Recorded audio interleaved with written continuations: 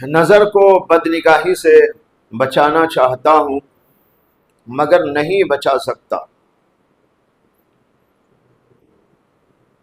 حضرت تھانوی سے ایک صاحب نے یہی سوال کیا اور انہوں نے لکھا کہ جب سامنے کچھ عورتیں آ جاتی ہیں تو میں اپنی نگاہوں پر قابو رکھنے پر قدرت ہی نہیں رکھتا۔ جیسے انہوں نے لکھا ہے میں بچ ہی نہیں سکتا۔ نہیں سکنے کا یہی مطلب نا کہ ناممکن ہے، میرے سے قدرت نہیں ہے، مجھے طاقت نہیں ہے۔ تو حضرت تھانوی کو انہوں نے لکھا کہ میں تو ایسے موقع پر اپنی نگاہ کو بچانے کی قدرت ہی نہیں پاتا اپنے اندر۔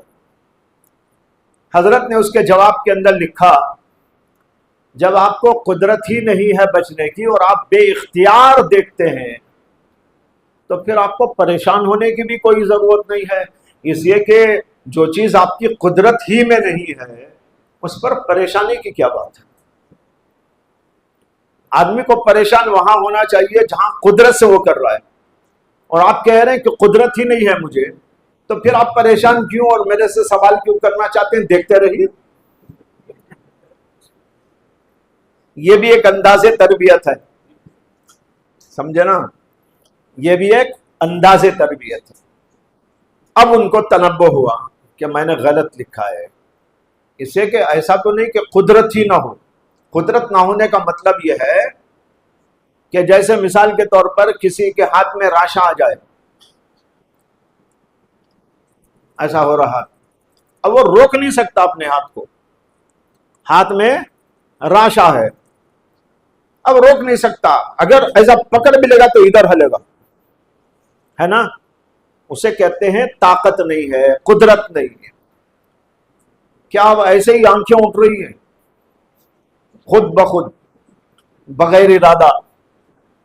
ظاہر بات ہے ایسا تو نہیں۔ اب ان کو تنبہ ہوا کہ میں نے جملہ غلط لکھا ہے۔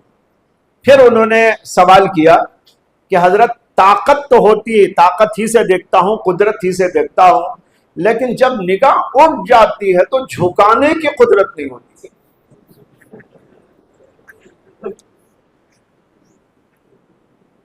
بس دیکھتا ہی رہ جاتا ہوں۔ تو حضرت نے پھر لکھا ہو،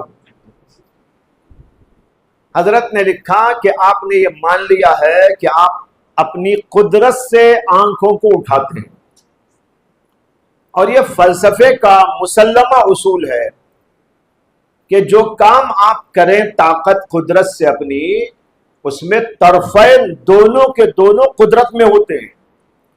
ایسا نہیں کہ اٹھانے کی قدرت ہو جھکانے کی نہ ہو، اٹھانے کی ہوگی تو جھکانے کی بھی ہوگی۔ تو حضرت نے لکھا کہ یہ غلط ہے۔ پھر انہوں نے لکھا کہ حضرت اس میں بھی میرے سے غلطی ہوئی، اور بس میں تو قدرتاً ہی اٹھاتا بھی ہوں آنکھ اور قدرتاً ہی نہیں جھکاتا ہوں۔ تو حضرت نے لکھا کہ جب آپ کو یہ معلوم ہو گیا کہ آپ قدرت سے اپنی اٹھاتے ہیں، قدرت سے آپ جھکاتے نہیں، اور آپ کو قدرت جھکانے کی بھی موجود ہے، تو آپ جھکا لیجیے۔ تو انہوں نے لکھا کہ بس وہی تو مشکل مجھے پیش آ رہی ہے، یہی وہ سوال ہے، یہی تو مشکل پیش آ رہی ہے۔ حضرت نے فرمایا کہ اچھا آپ یہ بتائیے کہ اگر مثال کے طور پر میں آپ کے ساتھ چل رہا ہوں، آپ بھی میں دونوں ہم جا رہے ہیں، اور عورتیں سامنے آ گئی، تو تب بھی کیا آپ دیکھیں گے عورتوں کو؟ انہوں نے کہا تب تو ہمت نہیں ہوگی دیکھنے۔ حضرت نے فرمایا کہ جب میں ایک ادنا سا بندہ ہوں، اللہ کا غلام ہوں، مجھے بڑا آپ مانتے ہیں اور اس کی وجہ سے آپ میرا لحاظ کر کے عورتوں کو نہیں دیکھتے، تو کیا آپ اللہ کو میرے برابر نہیں سمجھتے؟ کیا اللہ کو میرے برابر بھی نہیں سمجھتے؟ جبکہ اللہ تو اتنی بڑی ذات ہے۔ تو آپ اللہ کا تصور کیجئے، سے بچنے میں مدد ملے گی کہ اللہ تو ہمیں ہر جگہ سے دیکھ رہا ہے۔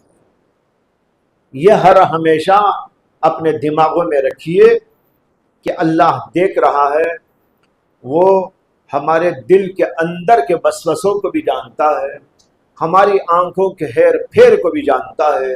کوئی دیکھے کہ نہ دیکھے لیکن وہ تو بہرحال ہم کو دیکھ رہا ہے۔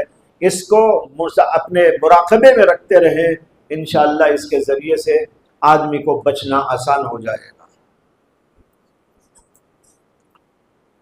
یہ چند سوالات تھے، اس کے جوابات دے دیے، وقت بھی کافی ہو گیا ہے۔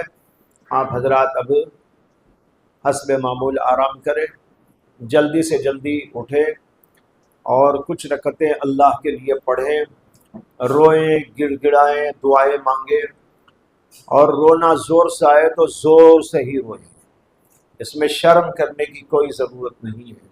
اکابر علماء نے لکھا ہے کہ اگر کوئی رونا چاہتا ہے، رونے کو جی چاہتا ہے، تو وہاں رونے کو بچانے کی ضرورت نہیں ہے، خوب رونا چاہیے، اللہ کے سامنے روئیے، گڑ گڑائیے، اس کی محبت مانگیے، اس سے عبادت کا سلیقہ مانگیے، اور جو کچھ دین اور دنیا مانگنا ہے وہ مانگیے، اور کچھ ذکر فکر کرتے رہیے۔ اللہ تبارک و تعالی یہاں آپ سب کے جمع ہونے کو قبول فرمائے، اور ہم سب لوگوں کو اپنی اطاعت و بندگی عطا فرمائے، اپنی معرفت اور محبت کا حصہ عطا فرمائے۔ وآخر دعوانا ان الحمد للہ رب العالمین۔